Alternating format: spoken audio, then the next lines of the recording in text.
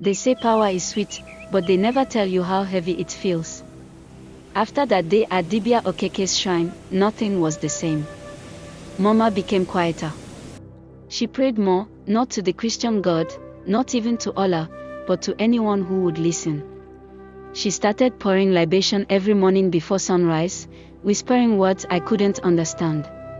And me. I began to hear things. Not voices exactly, but a kind of humming, like a drumbeat deep inside the earth. It followed me everywhere, to the stream, to the market, even when I slept.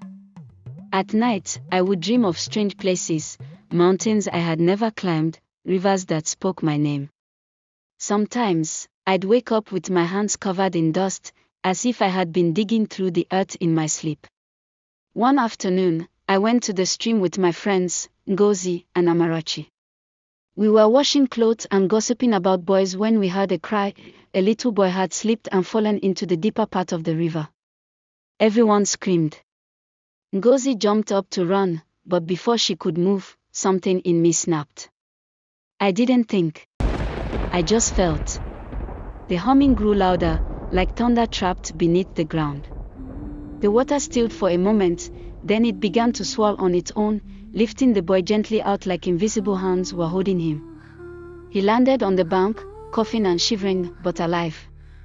The river returned to calm, as if nothing had happened. Everyone stared at me. No one said a word. By the time I got home, the whole village had heard. Some people came to our compound, bringing palm wine and kola nuts, calling me NWA Allah, child of the earth. Others stood outside the gate, muttering, "Evil spirit, she is not one of us." That night, Mama lit candles around my bed. She sat beside me and said softly, "Kayameka, power doesn't always mean blessing. The same hand that heals can also destroy. You must learn control before the gods demand too much."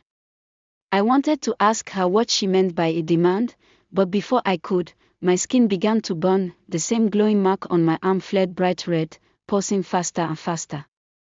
I screamed, clutching it, and suddenly the ground beneath our hut trembled so violently that a clay pot fell and shattered.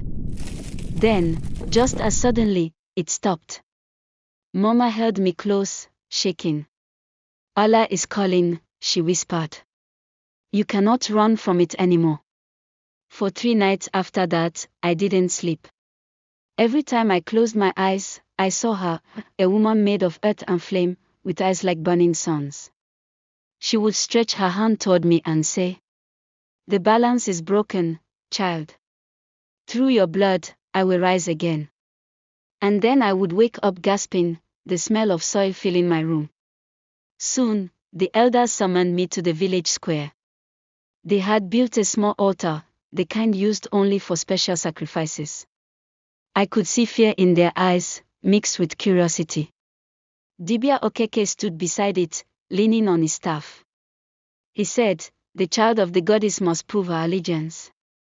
The earth has chosen her, but will she choose the earth in return?" I didn't know what to say. But as I stood there, barefoot on the red sand, something deep within me began to move, slow and ancient.